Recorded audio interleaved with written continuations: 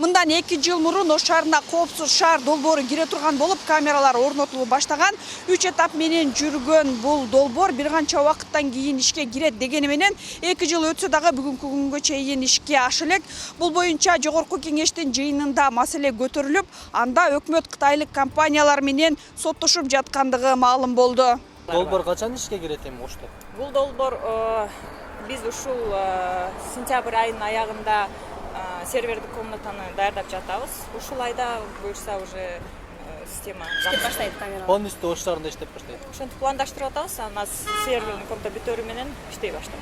Бул убаданы санариптик өнүктүрүү министрлигинин башкы адиси 2021 жылдын 3-сентябрында берген. Мындай убадаларды бийлик өкүлдөрү 2021 жылга чейин дагы бир топ ирет беришкен. Бирок азыр 2023 жылга саналуу эле күндөр калса дагы долбоордон кабар жок.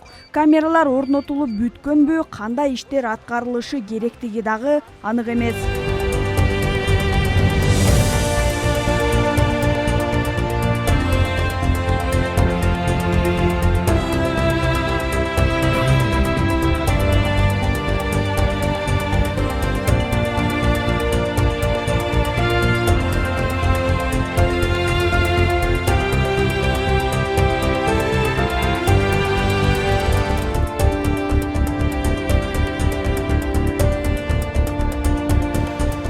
Башында Ошко коопсуз шаар долбоорун кытайлык компания ишке киргизери айтылган. Бул үчүн 2,5 миллиардтан ашык каражат жумшалары маалым болгон. Долбоордун кечеңдеши жогорку кеңештин жыйынында да көтөрүлдү. Депутат Эмил Токтошев Ош жана Ысык көлдөгү камералар орнотулуп, бирок коопсуз шаар долбоорунун иштебей жатканын сынга алды. Ош областында трассага, Ысык көлгө, көлдүн трассасына, көлдүн ичине дагы видео байкоо орнотулду. Билесиз, 2 жыл болду.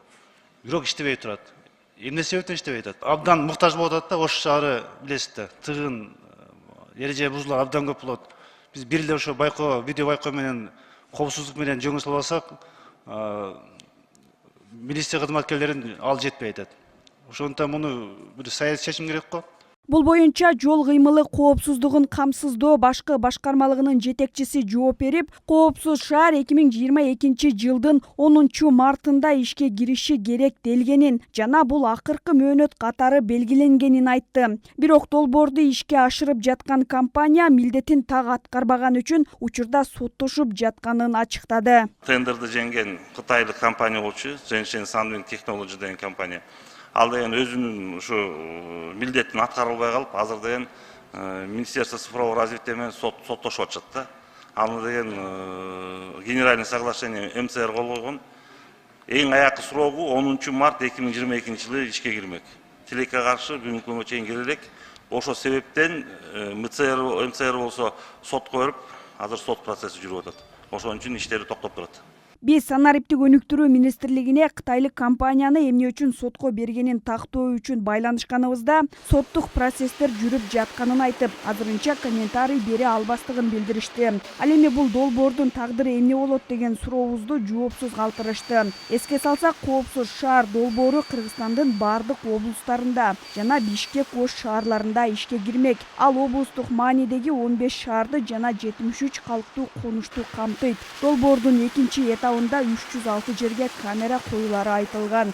Зыягүл Болот кызы, Азам Бузреков, Бейтарап, Ош шаары.